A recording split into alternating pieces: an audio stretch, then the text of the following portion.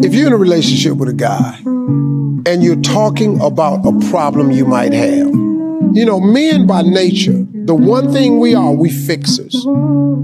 See, when we talking to our wife, our woman, and she tell us a problem, we try to provide a solution right now. You know why we want a solution? So we can quit talking about it. Yeah. Because we know tomorrow's gonna be some more stuff. So let me just provide a solution for the problem so we can move on. Here's when you know you have nothing. It's if every time you mention any type of problem to this guy, he offers you nothing.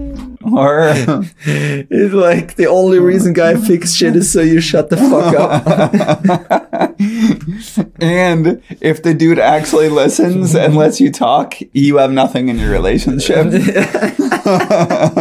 If the dude is like patient, like tell me about your feelings, you're done. Yeah, totally. I mean, there's a little truth in the sense of like, I definitely more often than not, I feel like myself and men I know, like when there's a problem, you immediately try to go to solutions. Yeah. Well, I sometimes think women like to process a bit more and talk a bit more. So I have agreed, like I have had to learn to be a bit more patient, but I don't think that it's that universal. And I don't think you can define whether you have a good relationship or not, depending on whether a guy listens well. I would also challenge a little bit probably that men in general are fixers. Yeah. Like, I know so many men who are avoiders, I would say. Yeah, that's true. Like, they run away as soon as there's a problem and not try to fix it immediately, especially if it's an emotional problem. Yeah, totally. You could actually argue that what he's saying is why a lot of guys just say, okay, let's say some answer to avoid. To be like, we're done with this conversation. Oh, you have this problem. Well, why don't you just do X? And it's like, okay, we're done. Good. Yeah, totally. You know? Yeah, it's funny. But certainly not a hallmark of a healthy relationship if it has that dynamic. Yeah, I think a lot of the times guys do that, like you said, because it's uncomfortable to talk about vulnerable things. It's kind of like shove the problem down. You know, you have a problem. Let's just decide on doing something. Do it.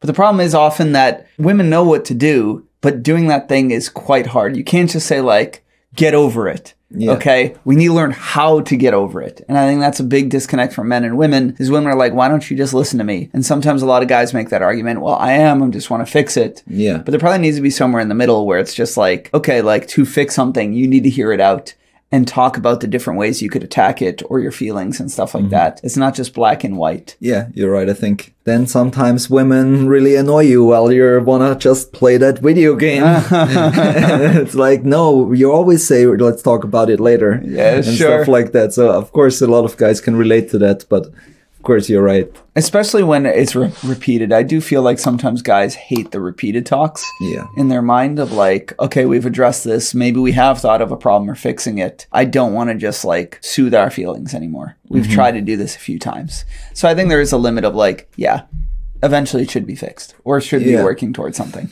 I guess it comes down to also like choosing the right strategy for problem solving as a couple, as a team, rather than my solution is we always shove everything under the rug.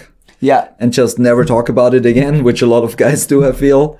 And then women often have the other extreme where it's like, no, we immediately have to talk about it. And like, before I don't feel much better about it, it's like, it's not resolved and I can't continue with my day and with my life before we talked about this. As we say so often, like moderation is key often in these things. Like balance. The female side or the male side, both, they have to understand each other and see like, hey, I gotta go a little bit away from my position and they have to do the same and we gotta compromise and meet in the middle. That's why the yin and the yang have them overlapping, right? Oh yeah? Is it that way? Yeah, so yin and yang like kind of like overlap. They're not just equal, they kind of intermix into each other. And if you want to keep strengthening your relationship, then check out my video here where I cover 5 relationship killers that you don't see coming.